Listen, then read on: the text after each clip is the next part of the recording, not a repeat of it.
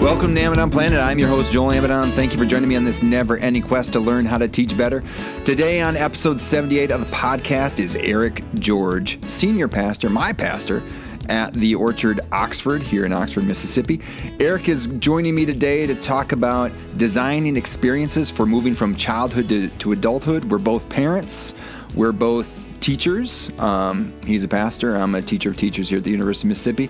And we're both kind of thinking intentionally about what are we doing to design experiences for our kids in order to think about what does it mean to be an adult, right? And so we're going to talk about that. We're going to talk about some resources, lots of resources in here. Specifically, I wanted to talk about a book that kind of influenced my work with my kids. It's called Play the Man, Becoming the Man God Created You to Be by Mark Batterson. It was really the first time where I thought about almost like a curriculum for thinking about this idea of moving from childhood to adulthood, or specifically moving from what does it mean to transition from a boy to a man, and some of the things that I have done that with my son, but then also what has Eric done with his son, and then also thinking about what have we individually thought about as families for what we want to do with our kids in this teaching experience, right? Because this podcast is about learning how to teach better, and one of the ways that we teach is not just in these professional capacities as either a pastor or a professor, but it's in our everyday roles, right? Where even in our jobs and thinking about how we're teaching, but then also as parents and how we're teaching. And so that's one of the goals of this podcast, is not just thinking about teaching in a professional capacity, but thinking about it teaching in every capacity that we have, and specifically this one we're talking about as a parent. So before we get started, some stats and disclaimers on our featured book, Play the Man, Becoming the Man God Created to Be. It was written by, again, Mark Batterson, who is the lead pastor of National Community Church in Washington, D.C., which, by the way, that church has a cool coffee shop right by the Capitol called, I believe, Ebenezer's Cafe, where all the money that's provided to that or that's made from that coffee shop goes to support their missions and things. So it's kind of cool. Anyway, the book was published in 2017 by Baker Books. And as always, just know that we will not be able to communicate the whole value of the book. Our conversation's pretty good, but we didn't go that deep. So even if, and also it's from our perspective, this conversation. So if you are looking for this, the stuff that's in this book that we're kind of talking about, and again, there's a lot to it that we don't get to, go get the book for yourself, right? Right now, you can purchase it for $15.80 on bookshop.org, which is a website committed to helping local independent bookstores thrive in the age of e-commerce. So a link to bookshop.org can be found in the show notes of this episode, along with some of the other books that we mentioned. We mentioned Love Does, we mentioned The Power of Moments, we mentioned some other ones. We'll put links to all those in the show notes for this episode, which will be at amidonplanet.com/episode 78, and where your purchase will not only support local booksellers, but also the production costs of the Amidon Planet podcast. Or better yet, you can wander down to your local bookseller like Square Books here in Oxford, Mississippi, and pick up a copy. So without any further delay, here is my conversation with Eric George. Hey, welcome to Amidon Planet, Eric. How are you? I am great today, man. I am bedazzled in all of as much Wisconsin gear as I could put on my body and then on my wall behind me, because I know that you love thinking about the Badgers and all things Bucky. And let's hear you sing the Badger fight song to start this podcast off, Eric. How about that? Huh? Oh, the silent radio silence for it. Eric is a Ohio State Buckeye through and through. I am an Ohio State Buckeye. Yeah, and they had there was a contest this past weekend which did not result well for Bucky. And Eric is my pastor. Eric is a friend, and we just know that for our friendship to continue, we probably shouldn't watch many Badger Buckeye games together.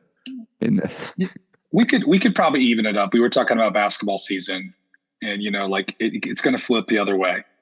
I'm not too optimistic about Buckeye basketball right now. So, right. Yeah. Well, that's things are looking up for me then. So you're good to go. You're good to go. And we'll split the difference. We'll probably watch like a cross country meet, and we'll figure out how it turns out. Who's got the better of the two teams. Exactly. Yeah, some golf maybe. So yeah, obviously we're here to talk Badgers. But no. I wanted to have my friend Eric on the podcast to talk about our roles as teachers of our kids and how we put some intention into that role as a teacher, with the full understanding that the final exam, Eric, it's adulthood. Okay, That's correct. And That's then even thinking, point. specifically for our oldest children, we each have some boys, and thinking about teaching them how to be men. And so, putting that intention into this process, because they're going to learn something. And if we don't put some intention to it, we're kind of letting the world teach them. And I don't think that's where we wanted to go. I don't know, So this is a conversation, and I think we started. We kind of talked about what are some disclaimers we should have at the beginning of this podcast. Is one, we fully acknowledge we are not in this alone. I mean, I think that's something that's pretty clear, and we are both have very strong partners and collaborators with our wives in doing what we do. I'd be bumbling around a little bit without Katie, like, say, hey, straighten it up there a little bit, or like, what are we doing here? And also, in no way are we stating that we have all the answers. We each have an answer in sharing and discussing. I think we all get better. We are smarter together, Eric. We are smarter together. I love it. All right. So let's start with the why. Let's start there. So what led to your realization that you needed to be intentional in this role of being a parent that's guiding your kids, or guiding your oldest to being a man, or guiding our kids to be adults? Well, I think first and foremost, obviously, my context, my starting point is recognizing that the task that has been entrusted to me, the number one task, greater than I've been a pastor for 20 years and I love leading people, but I'm first and foremost responsible for, being a leader, in my home. I love what Bob Goff says, be famous with your family first. And I think that's just such great language.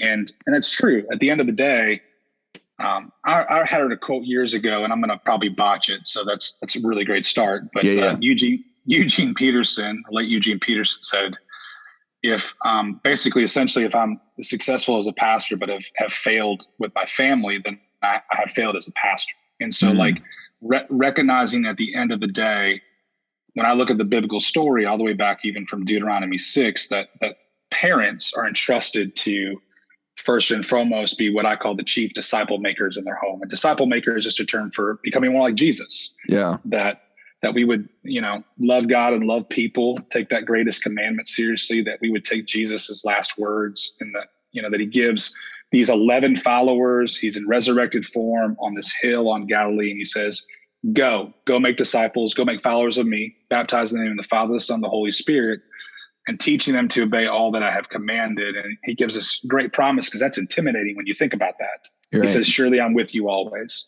And so for me, that's the big why. The why is recognizing for my kids, I have to wrestle with big questions of legacy up and beyond how I wrestle with that for the people that I lead in a local church. And that's really the big why. At the end of the day, I don't expect my kids to call me pastor. I'm their dad, and so I want them first and foremost that, they may hear a bunch of stuff when it's all done and over with, for both myself and their mother. And you're exactly right. We're in this together. And we both, if we are humble right now, admit we married up. Oh, yeah. Oh, yes. Very much so. At the end of the day, congratulations, Katie. Congratulations, Kendra. You're so lucky. Yeah, exactly. But at the end of the day, we're going to have to be responsible and accountable for that. And I take that seriously. And it's so intimidating. It's very humble. So that's the big why. Yeah. I think, very early on in my marriage, I went to a FCA meeting, and there was a speaker, Joe Aaron. I'm going to forget it. Aaron Bach. Yeah. Joe Ehrman. He was a former NFL star with the Baltimore Colts, back in the day. And he wrote was the subject of a book called The Season of Life. I don't know if you've ever heard of that book. And he was speaking at this FCA event, and it was just basically about like his role as a coach of a football team, where the most important thing was not about wins and losses, but about developing these players as men. And it was just, it was kind of like if anyone's ever read Love Does, it's kind of like this shocking thing where it's like, whoa, this is a guiding principle that I'm using. And you can then see the actions that are following. It's not just a mantra. It's not just something we put on the wall. It's like, no, there's a belief here and then actions that go along with it. And it was like, and despite that, they're still winning. Like this, that even doing these, like putting these things first and these principles first, like you're seeing the actions, you're seeing the fruits that come about of it. And so then reading that book and then thinking about, the kinds of people that are being described in that book, and like, wow, there's some intentionality there that I didn't necessarily see as a kid. And then thinking about also too, I had an experience. We go to this family camp up in Iowa. It's called Engamokoboji Lutheran Bible Camp. And it's legend. I hear legends about it because I love hearing stories from you guys about it. So, well, yeah. And I'll tell you, like one of our counselors, like, so you get assigned a counselor that is working with your family throughout and they kind of become an adopted member of your family. And one of them was Taylor. I remember Taylor, and he talked about this kind of year of discipleship that he went through with his dad. And just, you look at like, okay, I'm seeing the end product here. My kids are like, just attaching, they're just hanging on every word that Taylor has to say. And they just think he's so cool. And yet, his faith is strong and his character and how he's operating around us. And it was just like, man, that's kind of where I want to go with my kids. And like, asking them some questions, like with those two things about thinking about like this intentionality seen in the book, The Season of Life, and then also saying like this thing with Taylor, I'm like, I gotta be intentional because like we said initially, the world is going to offer, I guess there's a quote I use where education is designed for learning, because kids are learning everything all the time. Just, put a youngster in front of a YouTube without any filters on it and just watch what they learn, So true. Right. Versus like thinking about like, if we want to have an education and teaching our kids to do something, you can think about how to teach them to do any sort of task, teach them to do math, teach them to learn a specific task. We even just had a sermon series where you're teaching people how to pray.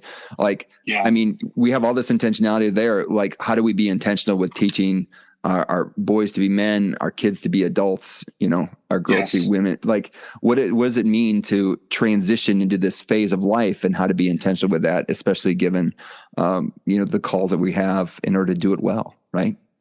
Yeah, most definitely. It's like, I've got a good friend of mine who says that which we don't intentionally do, we'll never do. And it's just true. Like, if we don't get around to it, it's just not going to happen. And I think we probably, both of us, feel that pressure cooker right now. Like, my oldest is 13, Stanley, and I have this clock that just keeps running. It's like, it's just like, man, X amount of years, days, hours, and minutes until he's out of my door, and not in a like, get him out of there. No, like I want him to stick around for as much as possible, recognizing these years are so pivotal for all three of my kiddos, to continue to pour into them. So. Yeah. Well, and I think of, and my clock is getting shorter with my oldest, because he's, for sure. Frankly, looking at universities, which is like scary. and like, so that final exam, we talk about that final exam as adulthood. I mean, it's coming up quick, and thinking about how, like the assessment of our own teaching is like, did we do a good job? Is that like, how are they going to be handled out in the world? And so, thinking about the intentionality and think about what are we putting out there, and even just seeing some of these like weekends where, and now again, this clock is running short, where like, we live in a college town, and, my son would say, hey, can we go to the game? Like, absolutely. You want to hang out with me? Yep. Like, we are going. Like, we'll figure it out. Like, we'll get it going. But those sorts of things, that the time is precious, it goes fast. And then so thinking again, how do you use that time intentionally in order to teach them what we want them to learn? Right. Yeah, most definitely.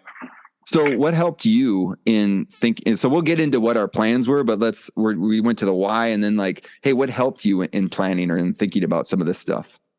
Yeah. So this stuff for my wife, Kendra, and I started really early on, actually, like even before we even had kids. I know it sounds strange. Kendra had a few things. She had an aunt and uncle that talked about doing this kind of 10-year-old milestone rite of passage trip to kind of really jumpstart many of these hard conversations. Everything from first and foremost conversation that kids don't want to have to, birds and bees and reproduction to, what does it mean to follow Jesus, et cetera, et cetera.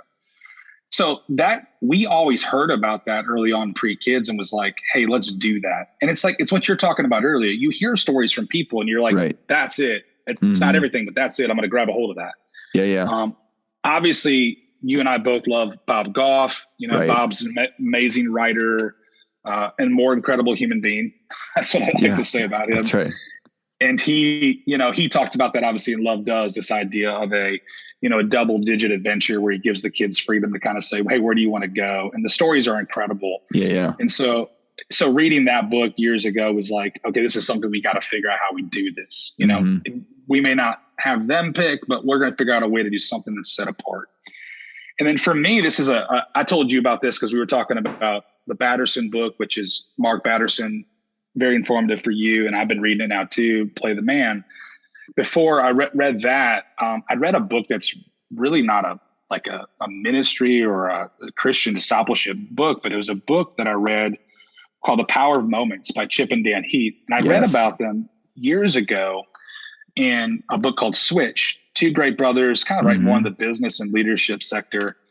But they talked about the great, powerful moments kind of have four key ingredients. You don't have to have all four at the same time simultaneously, but you have to have at least one of these moving in a kind of motion to create a powerful moment. So when I thought about the idea of starting a trip with my son, my oldest son, Stanley, at 10, I thought, how could we incorporate some of these elements that would make this a memorable experience that he would always come back to? And some of those that they talk about elevation, insight, pride, and connection. Elevation is kind of like this idea that it's a moment that lifts you above the everyday. These are experiences that are more than just routine. They make us feel engaged, joyful, and surprised. And so it's kind of the idea of get out of your normal environment, if that makes sense. So they know what to expect when they're doing their normal routine. Get up, eat breakfast, get on the bus, go to school, go to practice, etc. And so this was outside of his norm. Insight is this big idea. I love their language on this one. These are experiences where you trip over the truth.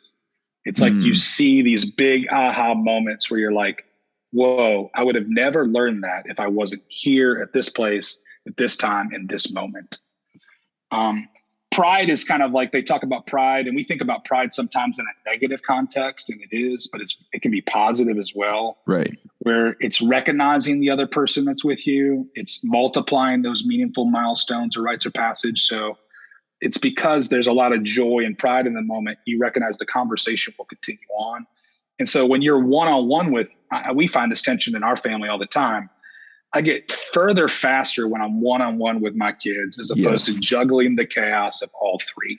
Like when you said earlier, hey, do you want to go to the game? Yeah, let's go to the game. Just you and I, it may be the whole fam, it may not, but sometimes there's just the value of just recognizing, hey, I love you. I'm just with you alone. I want to just kind of bring out the value that I see in you that God has placed upon you. And you can get that so much easier one-on-one sometimes. Yeah. And the last thing that they talk about, and this really, really jump-started a lot of the content of the trip that I know we'll eventually talk about it, is connection. So there's this idea of elevation, insight, pride, and connection. And we think connection is with one another, and it is, but it's bigger than that. They talk about knowing the difference between what they call purpose and passion. So purpose is defined as a sense that you're contributing to others, that your work has a bigger, broader meaning. So like, hey, what am I going to do in this lifetime that has ultimate value? And they say passion is that feeling, excitement that you get for having that specific purpose. So when I see my purpose, my passion kicks in every day to say, I want to devote a big chunk of my life to this because this is the thing that I'm convinced matters most. So purpose always trumps passion. Yes. And so they tell this great story. It's kind of a sidebar, but like it gets at it. I think that you'll be appreciative to your audience, even when it comes to teachers. I love the fact your kind of big purpose, Joel, is to be a teacher of teachers. Is they tell this story in the book about connection, where it was one of the worst elementary schools in all of Washington, D.C. Truancy rates were high, suspensions were off the charts, parent-teacher involvement, conferences non-existent. Nobody wanted to principal the school. It was a Stanton Elementary School in D.C. And the gist of it is this young 28-year-old principal takes on the school. And when you talk about connection and purpose and passion, this was the solution. She chose to do every kid got an at-home visit. And every teacher sat down across from parents who had no desire at all to be invested in the school at all. And these are the questions they started asking. Tell me about your child's experience in school. Tell me about yours. Tell me about your hopes and dreams for your child's future. What do you want your child to be someday? A lot of what we're talking about right now. Yeah. Uh-huh. And what do I need to do to help your child learn more effectively? And in 1 year alone, by having purpose and passion and connection with a family, literally parent-teacher conferences spiked from 12% to 73% the next year. Insane. Like literally suspensions went extinct. They went from 300 to 24. And truancy rates as well went from 28 to 11. Just by saying, hey, I want to invest in you. I want to know, hey, what's your purpose? And how can I have a passion to see you succeed? It's just making people feel present. Yeah, one, I'm glad you brought up that. I love that book. We did it on the podcast. I did it with my friend Gary, one of the first few episodes. But even thinking about that, like what we just talked about, the power of one-on-one, right? Yep. Like I could send home a newsletter and say, or a Google form and say, hey, respond to these 4 questions, but it's just not going to do the work of that connection where, I mean, where you're talking about some of these, the power of one, like you've just elevated this little meeting together where, and even too, like the pride of having the attention of a teacher is willing to come into my home versus I'm having to go to a school, which I might not have a very good relationship with school environments as well. And so now like we're putting on your terms on, and it's a visit. It's like all those elements are there in order to make it something that then moves the needle forward. And yeah, that's I love it. I love that that's a resource that you look to. Yeah, I appreciated them the first time I read them. I was like, I bet they have something to say that will be helpful. That it's transferable to where I'm at as a parent. Yeah. Oh, absolutely. Yeah. So, and I, in we talked too about like, one, we're in the process of this. We're kind of engaged in this. So we're still learning. The curriculum is still being evolved so we can continue to adapt and roll. So yeah. And then I heard Batterson, we talk about resources to help us with this process. I heard Mark Batterson on some podcast, might've been Carrie Newhoff's leadership podcast or something like that, talking about this book. Great podcast. And I picked it up. I was like getting ready to, I had probably maybe, it might've been 9 at the time or maybe a little bit older, probably a little bit older maybe. And picked it up and I thought, okay, this is, we're going to do something around this line. Because we did the 10-year-old trip too as well. And Bob Goff was our influence on that. But then thinking about like an intentional year of pouring in and thinking about what does that look like and using kind of the Batterson, I guess curriculum, I'm going to say it, is like a way to start. So very good. Anything else that you used, Eric, that kind of guided you? The Bible as well. There you go. Yeah. It was helpful. Yeah. Jesus was good about that. He's got a lot of great teaching techniques in there. I always think it's kind of funny sometimes in the job that I do where we're teaching teachers and we're trying to do some research, and every now and then we're like, a lot of things we're coming up with, like small groups, learning in context, like pouring into some people with time. Like, it's been there. Jesus modeled it himself. Yeah. Jesus was like smiling in the corner. I'm like, That's what we do. All right. Anyway, so let's get into what we actually did. So we both mentioned we did a 10-year-old trip. And we did one, and again, it was where the kid would have both parents with them. And so now we've gone through all of our kids, all of them have gone through a 10-year-old trip, and it's been DC, New York, Seattle, and they each had their own individual sort of like plan, which is kind of unique on how each of those trips, I can kind of see how they're connected to their personalities as well, yes. which is 100%. wild. Yeah. And I guess, and we could probably do a whole episode on 10-year-old trips, but I don't know, anything else you'd want to share on what you did to kind of be intentional about that? Yeah, I think you're exactly right. Like I've got 3 kiddos. Stanley's 13, Claire's 11, and Clayton is 7. So Clayton hasn't had his 10-year-old trip, obviously. You can do the math on that. I know you're a math guy. Yep. So Clara, personality-wise, is just like her mother. She wants beach time. So they went to the beach and just out in God's creation. And a lot of the same content that I talked to with Stanley about when we did his trip was, Kendra and I working in partnership together to say, hey, what did you talk through? How did this work out? Where do you start here? What did you learn? And that's the beauty of it as parents. You stumble across it and you're like, this worked, this didn't work. And so that was a helpful kind of experience part 2. So I can speak more to Stanley's trip because we did it where it was like, I went with Stanley and then, Kendra went with just specifically with Clara. So it was kind of that one-on-one time. And then we'll do the same for our youngest. For Stanley, I took him to Washington, D.C. I remember going there about the same time, maybe a couple years earlier. And it was a very kind of one of those early experiences that really stuck in my heart and my mind of a unique city. And the whole focus of our trip, when we talk about that idea of, purpose and passion, the purpose was this one big word, legacy. And I remember giving him like this kind of blue moleskin, and in the front of it, I even grabbed it last night because he's got it in a place in his room where he always could see it. And it was just legacy is something important handed down from one person to another. And we just said like a father to a son. And we talked through the big picture while we were on this trip. We kind of just leveraged the environment of that place and many of the experiences that we got to have together, and where did that collide with the big purpose of Scripture. And so I took him to the Air and Space Museum, had a blast there. At the time he was learning a lot about Amelia Earhart. He was learning about Wright brothers. And so it's one thing to basically read about those planes or see a picture of it, but it's another thing to see the little red bus that went across the Atlantic with Amelia Earhart literally hanging in the building.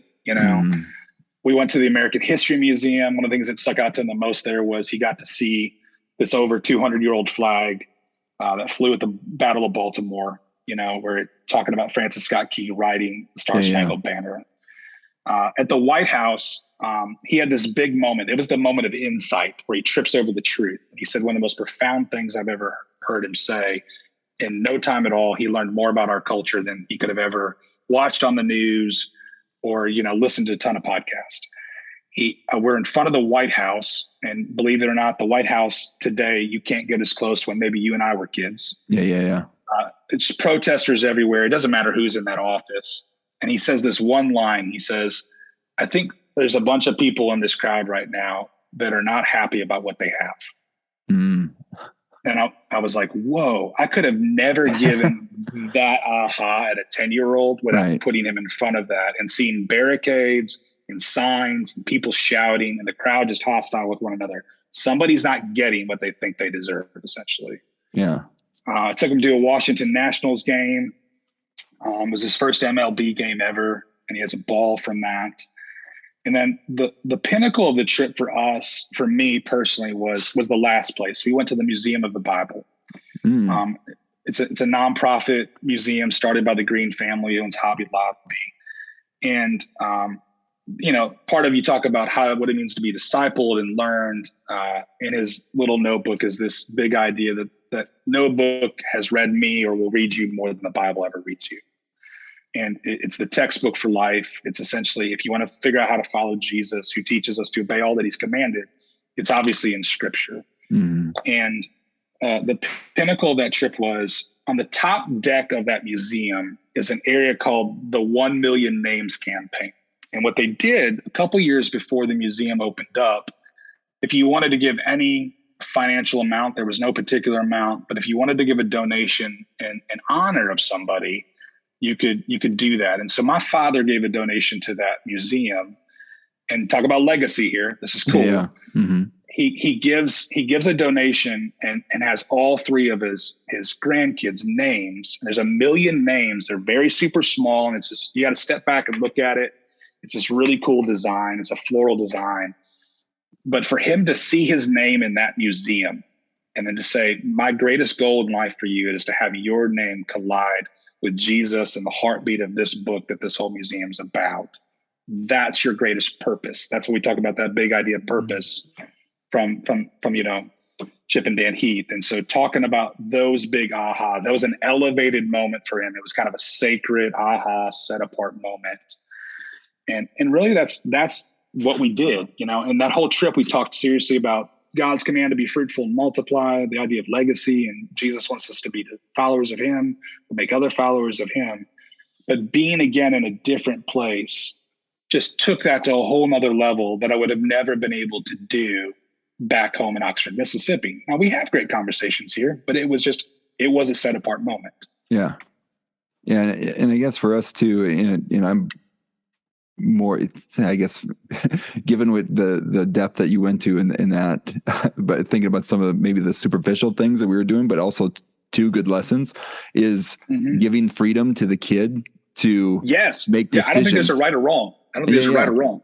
And thinking about hey, what do you want to do on the trip? And like, are these things, like using of time, money, resources, and like those decisions, like you don't think when all of a sudden a kid gets put into college, like they have, well, you can, no one's there to breathe down your neck about buying what you want, eat what you want. And then you're like, okay, I just put on 15 pounds. I've spent all my food money in the first month and I haven't been to class in 3 days. And like, yes. Yeah, versus exactly. like, no, let's give a low stakes space for, hey, we have to plan this out. If you want to do this activity, we can't do this activity. You want to eat here, well, then we can't be over there at this. And so even some of the logistics of like life was kind of fun to see up, because again, it's their trip. No one, there's not two other kids like offering their two, say, we can't do this, you can't do that. No, they would. Yeah. The other two would, the older two, especially with the youngest one, with Jack, would like offer, like, you need to do this on your trip. You like, Jack, it's your trip, not their trip. Yep. And then, or also too, leaning on expertise, like in each of the different spaces, we had friends or family, like, hey, what are some things we could do? And what do you think, and to reach out to others and be like, hey, I know I don't have all the answers. That's another good lesson to learn on those sorts of things, and the planning and other things. And so, yeah, I think the value of that trip and like being able to, it was like a power of moment. It was like a Chip and Dan Heath power of moment sort of situation where you get those sorts of opportunities to then, have those conversations, have those like, make that headway, given like you can have concentrated, intentional, like present discussions with your kid, which you might not normally have when in the normal rigor of life. Yeah. Above the chaos. That's what I love about when Jesus says, his final words, known as his Great Commission, it says, go make disciples. And the word go is translated originally as you are going. And I think these trips give us that moment to say, in the context of everyday life, we're in a different place. But as we're going and doing these activities, we can have great conversation about what matters most. Or just laugh or be joyful, and so it's like God gave us life, so let's enjoy it to the fullest, and whatever we have, be it physical, emotional, relational, spiritual, all of it. And I think that's the beauty of it is, for me, that jumpstarts that kind of that pattern of as you're going in the car to practice, let's hang out, let's have a conversation. As we're going to the game, as we're going to serve maybe at the pantry in our local community, as all these opportunities. Jesus gives us kind of like, the textbooker for life, relationally, and the flow of life to just do this thing together. Yeah, absolutely.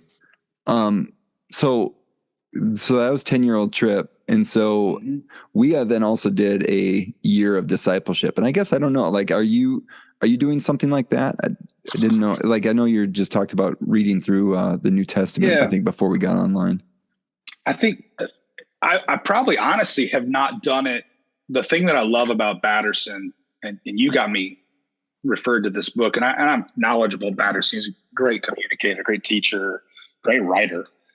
And I just hadn't read this book of his, and it's convicted me. Like we're doing some intentional things, some of the things that are even in his book, but I love the language that he gives about a covenant. Yeah. And that's something that's like jump starting a little bit of my language right now to think through, how could I do that? And he talks about what I think is really helpful is like, hey, use some discernment on what's the right age to do that. You know, for him, it was 13. We're in that same category right now with Stanley at 13. One of the things that Batterson's doing, he did at 13 was, I know, read X amount of books. I'm stewing on what are the other books I'd want Stanley to read, but we're intentionally reading through the New Testament right now. Yeah. We do a plan called the F260. It's interesting. Like the New Testament is 260 chapters. So if you read one chapter, basically 5 days a week, you could be done with it in a year. And so he won't get done with it until he's in 14. We started a little bit later. But we enjoy that. Our rhythm is he reads 5 chapters a week. I read the same 5 chapters. And then we have an intentional conversation once a week about those 5 chapters. Yeah. And we use the content of those 5 chapters to intersect with, again, the big picture of where does this collide with our own story of following Jesus? How do we think through legacy? How do we think through big picture of what it means to become men? That's really what that's on point too, when he talks about that. A lot of his 7 qualities, I can't urge people enough, like those virtues. Read this book. If you've got a young man who you're trying to figure out where to start, they're spot on.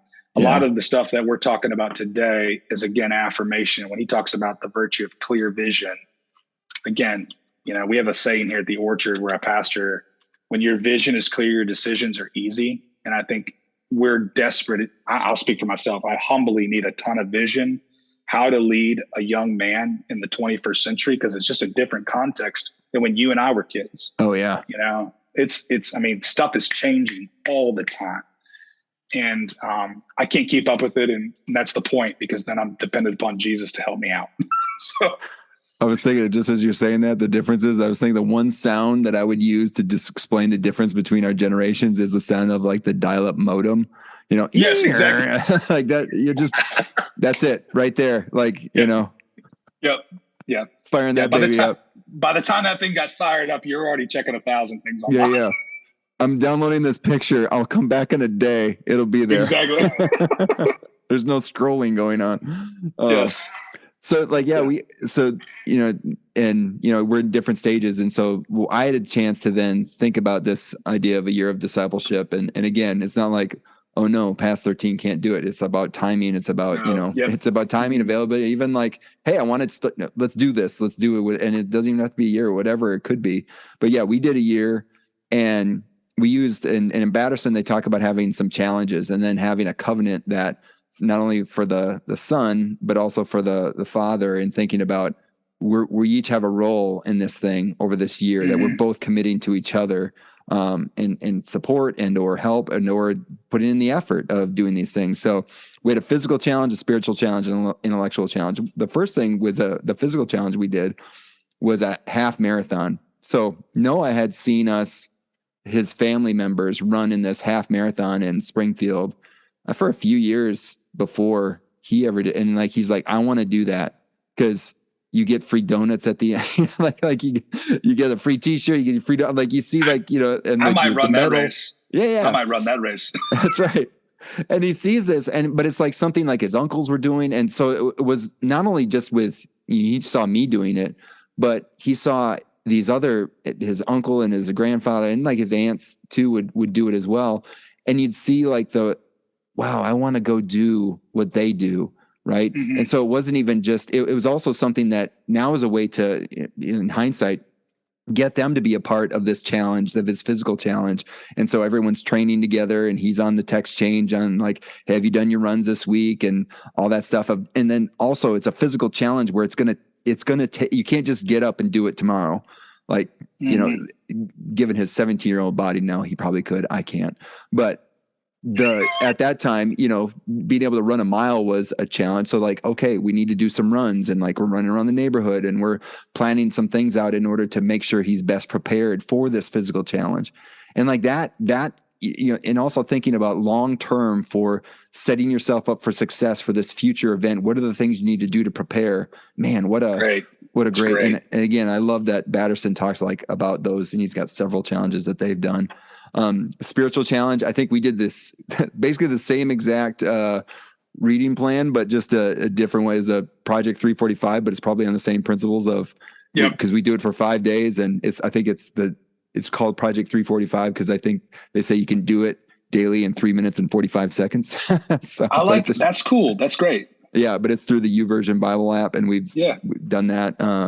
And then we read for the intellectual challenge. We followed what Batterson does. Noah was a great reader, or is a great reader, and so we picked some books out. And so some of the books that we picked were like Discipline Equals Freedom Field Manual by Jocko Willink. So love it. So I see. I'm taking notes right here right now, man. I'm learning from you. Well, I'll put them all in the show notes. There you go. But this was, we both had liked Jocko, and Jocko had also written some kids books called Way of the Warrior Kid. And so it was kind of like, which is, I think was Jocko, who was a Navy SEAL. It was kind of his counter to the Diary of a Wimpy Kid. He's like, no, let's be a warrior kid rather than a wimpy kid. So anyway, this field manual offers protocols and things, and for how to work out, how to take care of yourself. And it even had some poems in it as well. Jocko's an English major, because he thought that the best way for him to be a Navy SEAL was to be a better communicator. So that's why he became an English major. And now he writes a bunch of books. And he also has the book, Discipline. Isn't it just Discipline Equals Freedom? Or no, Extreme Ownership. That's the main book that he had. And then we read the book Can't Hurt Me, Master Your Mind and Defy the Odds by David Goggins, who's he's also a former special forces person, but just had a tremendous childhood, but then just talking about struggle and persevering through life. And Noah, I actually talked to him about this last night, like what stood out to you about our year? Cause I knew I was going to have this conversation today. And he talked about, there are these two books, these books that stuck out where, hey, these were tough guys, but it's tough guys that care about personal relationships, right? That it's not just about being tough and never hurting or never caring for others. Like, I mean, some of the stuff that Jocko talks about is about some of the people that he lost fighting in wars. And like just the emotions, and that it's not like, no, I'm tough, I don't do that. No. That part of being tough is about being empathetic and about having those sorts of emotions and things. And so also had him read The Long Haul, an autobiography by Miles Horton. Miles Horton started the Highlander Folk School in Tennessee, which was one of the places where social justice workers and then like union organizers would go get educated. And it was about helping communities help themselves, was what Miles Horton did at the Highlander Folk School. And so I don't know, it kind of saw him as like almost like a disciple maker, and trying to help. And so some amazing things happened through there. Also read The Circle Maker about praying. Mark Batterson's probably best known book, Praying Circles Around the Biggest Dreams and Greatest Fears. That's kind of an amazing book. Love Does, we read. And the final one, which we've talked about, and done podcasts about. And the last one we read, I don't know if you've ever, The War of Art, Break Through the Blocks and Win Your Inner Creative Battles by Stephen Pressfield, who I think his most famous work was The Legend of Bagger Vance, that book. But talking about the war of art is really about this idea of resistance. And like and talking about purpose, like you have a purpose in your life. What gets in the way of resistance? And thinking about that now is like, scrolling or, like living in a world of comparison and thinking about, well, what have you how has God put you together? What are think about 1 Peter 4:10, what are the gifts you've been given to serve others and how are you using them? And like, what is getting in the way of you doing that? And like, I think that book is great. And those are, I think we were maybe shooting for 12. We did 6. And I was like, that was pretty good. I thought for a 13-year-old kid, I was pretty good. And that's like, when I hear you say that, that's not light reading at all. I mean, like that's like very, very shaping material. That's awesome. I love it. Yeah. And think about just having some like Sundays where we would go and just sit and like go off and have some intentional one-on-one time. So even without the books, just having those intentional one-on-one times and having conversations and some was like worth the price of admission there. Right. But doing these things together and getting him excited about things I'm excited about, or even just seeing some other, like in a lot of these cases, other men doing things, living with purpose and thinking about how to exact a life out was, I think, pretty powerful. And then having those conversations about him and processing it for his own self. And I don't know if it's helped, but Noah's a pretty driven kid. So I love it. So it for sure helps, because I think the beauty is that input is something that he'll consistently come back to. You know, I really do believe that. So yeah, and and again, like this isn't for I mean, there's some where we're thinking about, like, is this work for everyone? Like with folks that might not have kids that love to read all that much, but there's all sorts of different things. I was thinking of like media and things that can be useful to do some of the same sort of teachings, and thinking about even like there's movies with life lessons in them and things like where you're like, hey, let's watch this together. And then we can get a chance to talk about it, process it. And what does this mean for our lives? Or even like I was even thinking about walking through certain, podcasts or other things where even, I would have loved to have thrown in maybe like a Dave Ramsey podcast or something like that, where he's talking with somebody about like going through the baby steps, and just thinking like, hey, it's probably good to have a plan with your money. Again, being intentional, just like we're being intentional here, being intentional there. But yeah, what other, like in thinking about that intentionality, anything else that pops to your mind with regards to trying to help our kids kind of reach this adulthood level? Yeah, I think for me, it's always a balance of what I would call proactive and reactive. You know, the stuff that we're talking about right now, I think is super helpful. How are we proactive to say, as we're going, that big kind of terminology, let's watch this movie together. We could learn something from this podcast. We could learn something from this book, or let's talk about that thing we maybe heard at church, or, but I think so much of life for our kids, I think, is just like us. It's reactive. Yeah. There's so much they can't control, and it just gets kind of thrown at them. So how are we in the everyday circumstances of life leveraging those moments to kind of just process that stuff? And then again, where do we process the things that are kind of tugging on their hearts in an intentional way that we're drawing them back towards what that purpose is, because it's like purpose is like the foundation, or it's like gravity. You're drawing them back to that, because in the moment where life is happening, it's chaotic and it's swirling for them. They can't see those things. Just like you and I, we can't always see them. So we need those guides that are coming alongside us. We need other people. You and I need to help one another out, and we need more men around us and other women around us to help us out to see what matters most. I find most of life is just kind of like, it is that as you are going, but do we have, this is the challenge. I'm just humbly saying this. If I'm not seeing the purpose, I'm going to really be short-sighted in helping my children see the purpose as well. Right. And so it's like the idea of like, if you're a teacher of teachers, how am I being taught in such a way that I'm tapped in the chaos of life and in the reaction to life, and I'm able to then do that in a way that's intuitive enough to see it in my children as well. And I think it's just, it's like, it's leveraging, like, I'll give you an example this last week. I mean, our life is, I joke around. I'm a husband, I'm a father, I'm a pastor, but sometimes I just feel like I'm a full-time bus driver driving kids around all the time to 1,000 activities. Exactly. And so we were in the car twice this last weekend, heading to Memphis just to go to a soccer tournament. And I'm just leveraging that moment to say, all right, tell me about the chaos, essentially is what wasn't the exact question, but I was tell me about your friends, tell me about this. And I'm just listening. And then in that, just again, coming back to purpose, but I'm letting them drive the conversation. I'm not. Right. I'm just asking questions. Questions will always lead us. And so that's, if I come full circle on that, I'd say ask good questions, because it gets you to the stuff that you got to really talk about. Right. Well, that's and even too, having these intentional moments where you are having these conversations lays the track for when, like you're saying, chaos or situations emit, like, oh shoot, life is, I don't know. I'm boiling over a little bit. I don't know where to go. Dad's listened to me before.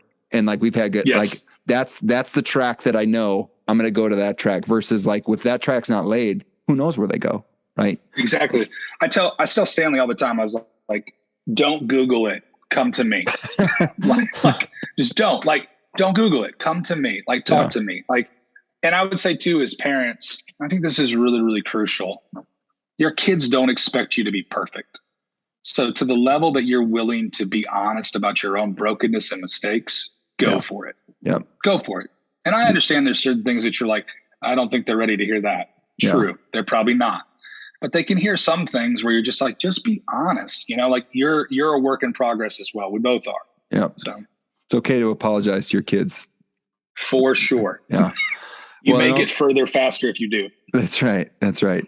Well, and also too, and I want to promote something too. I know our kids have been a big beneficiary of, thinking about these moments and think about moving to adulthood.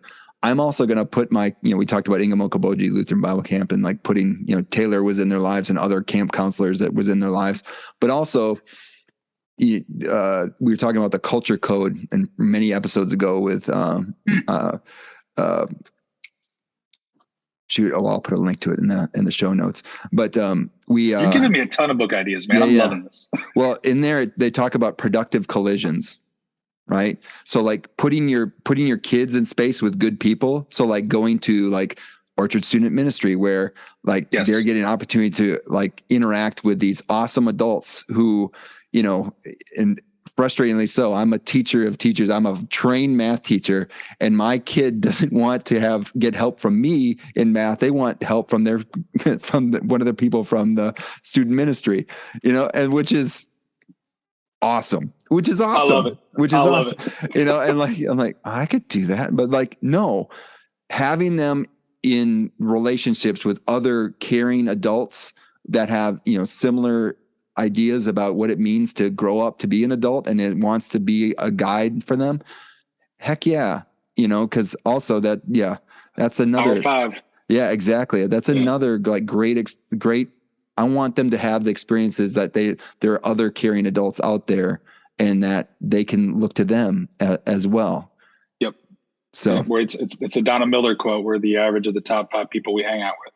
That's right. And so know your 5 that are in your life that you trust and connected to that purpose. That I think that's the humbling thing as a parent too, to really care for your kid is to admit that it takes a village. It really does. Yeah. So get as many people around them that are for them and helping them move in the direction that are in alignment with what you're desiring to cultivate. Yeah.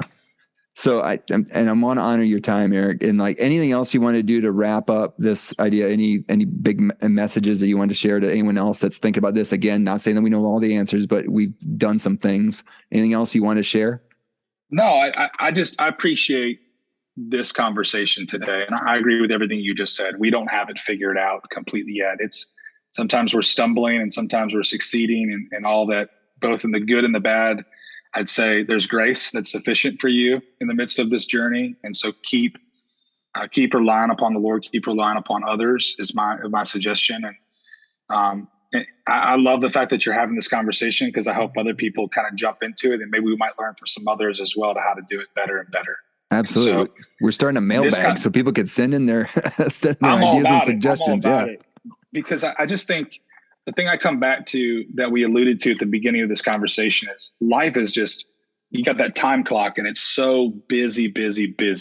Yeah. And if we don't stop to have conversations around what matters most, we won't get to what matters most. That which we don't intentionally do, we'll never do it. And so I'm thankful, Joel, for you for creating space to have this conversation because it really does matter. Yeah.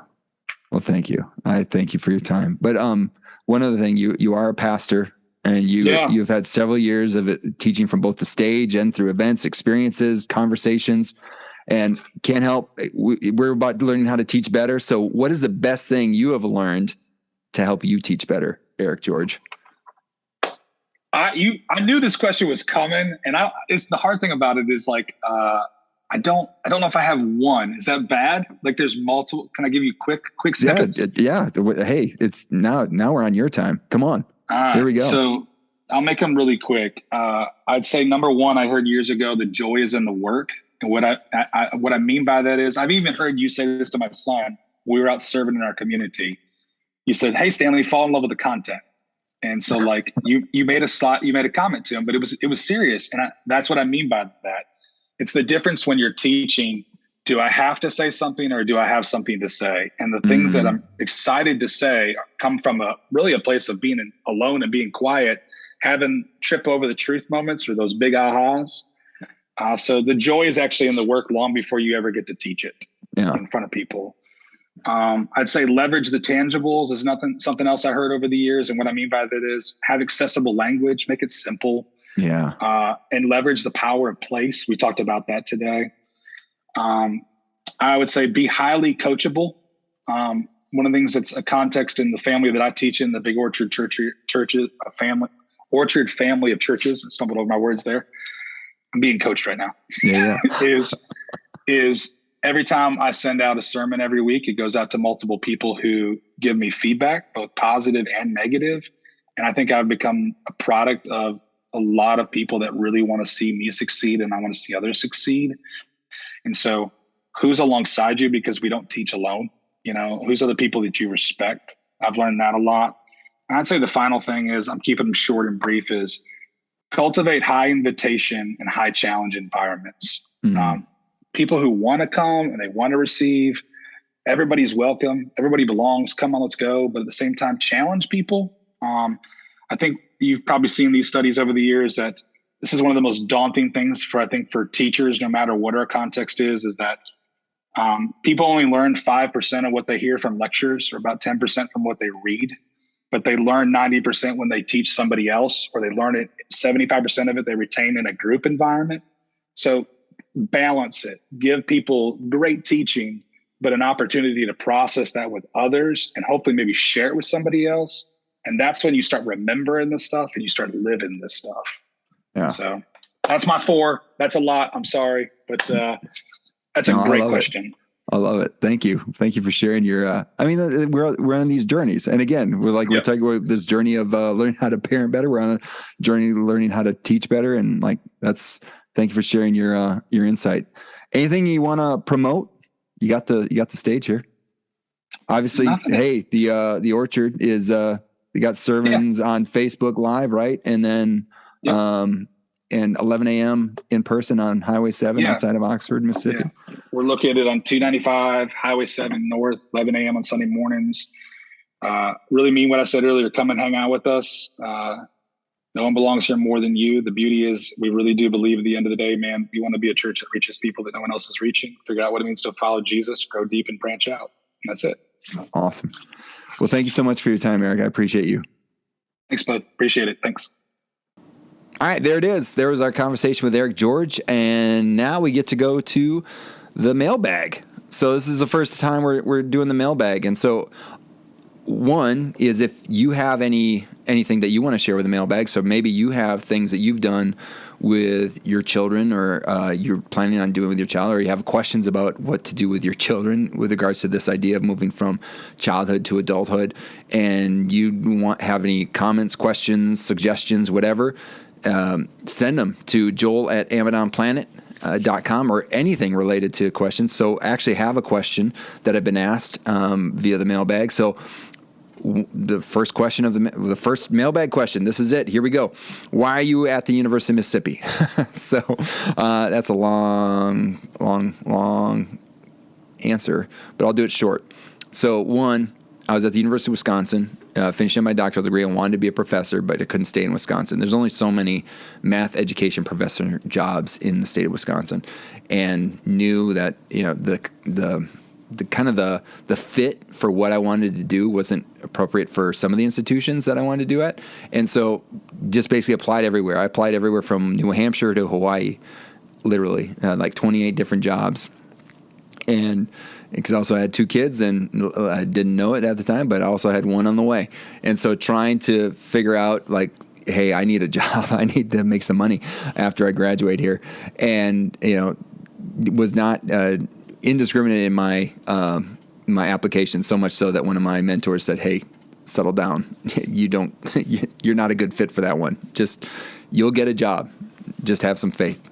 And so finally kind of ruled it down and had an initial interview right away, but then long drought, and then finally got some more interviews and finally got 2 job offers. And one of them was to here in the University of Mississippi, and the other one was in the Northeast. And trying to make the decisions between the two, both would have been great positions. Both had the same kind of contract tied in with it. And trying to make that decision and thinking about what I wanted to do within my position and the potential for what could be possible. And it just turned out that the University of Mississippi was the best fit for that. And what was cool is that my family had never stepped foot in Mississippi before I committed. And we did. And so we kind of just jumped full force into I jumped into this job and then they jumped into being a part of this community, and we felt embraced from the beginning. And so we love being here. It's been a great fit for us. And so, yeah, that's why we're here at the University of Mississippi, to try to think about leading people to love others through teaching, and then getting opportunity to do stuff like do this podcast and talk to fun people. So anyway, thanks for that first mailbag question. And again, if you have comments, questions, suggestions, you can send them to joel@amazonplanet.com and we'll put it in the mailbag. All right. Love it. And so that's going to do it for this episode of the Amazon Planet podcast. Show notes can be found at amazonplanet.com/episode 78. Now, those of you looking for ways to support the podcast, you can do what I just said. Submit a question, comment, or suggestion to the mailbag by sending an email to joel@amazonplanet.com. You can also subscribe, rate, and review, and share this episode, which will allow more people looking for similar content to find it. As always, you can follow at Amazon Planet on Instagram, Twitter, LinkedIn, or like the Amazon Planet Facebook page. You can also connect with me, send your mailbag stuff through those social media platforms as well, because some people like to do that more than send an email, which I'm finding out from my kids. They're like, no one sends email, but obviously some people do.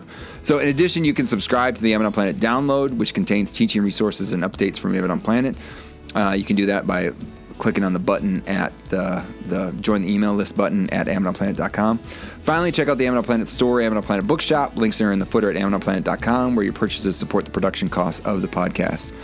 Finally, thank you for spending time on Amazon Planet. Thanks to Eric George for sharing his time and expertise. Thanks to Matt Mifflin for the music in this episode. And finally, thank you to all of you out there learning to teach better and be the good in the world by investing in the lives of others. This world is a better place because you have decided to use the gifts you have been given to serve others. Thank you for all that you do. Peace.